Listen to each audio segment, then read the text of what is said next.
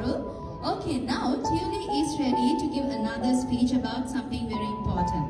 Have you taken your fruits lately? What was the last fruit you took? So it's very important to eat fruits if you want to be beautiful and also healthy. So Tully is going to be talking about the importance of eating fruits. So again, put your hands together to welcome Tully on stage. Tully?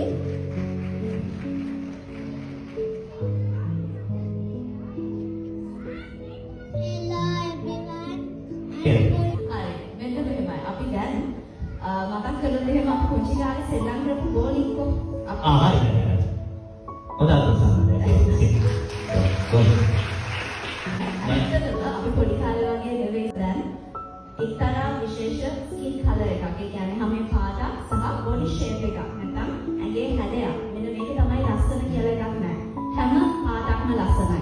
හැම body shape එකක්ම ලස්සනයි. ඉතින් බැලුවද දැන් නැහැ බාහි ශිල්පපඩි අපේ කුංචි පොඩි තොත් එක ගිහිල්ලා දන්නවනම් 2023 වසරේ වැඩිම ආදායමක් උපයපු චිත්‍රපටය තමයි බාහි.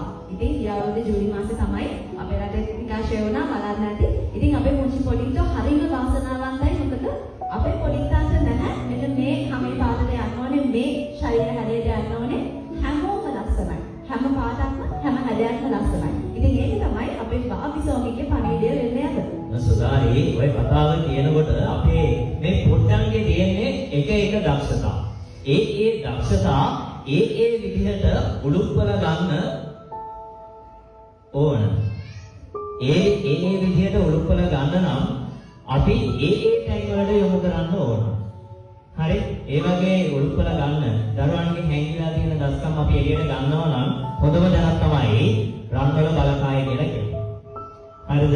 ඉතින් ඒකට හොඳම සාක්ෂිය මේ වෙලාවේ අපිත් එක්ක ප්‍රධාන ආරාධ්‍ය දමතා විදියට ඇවිල්ලා ඉන්නවා. අපි හරිම වාසනාවන්තයි.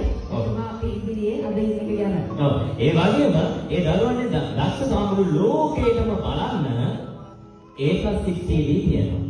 ඒ නිසා ඔබ වාසනාවන්තයි දරුවන්ගේ දක්ෂතාව මෙතන පෙන්නන ගමන් මුළු ලෝකෙට නරඹන්නත් අනාගතයේ දරුවන් මොනවද කරන්න ඕනේ දරුවන්ගේ හැකියාවන් මොනවද කියලා ඉදිරියට බලන්නත් ඔවුන්ගේ දක්ෂතා උත්සාහවන්ට අඳුනා ගන්නත් රන්වල බලකායේ ප්‍රධානියෙන් මෙතන ඉන්න එක. දැන් අපි යන්න හදන එක නෙමෙයි බාබි සෝන් එක බලන්න ඒකට නර්තනයක් බලන්න. හොඳ අතුරු සන්නාටයක් ආවා දැන් සිදුවේ.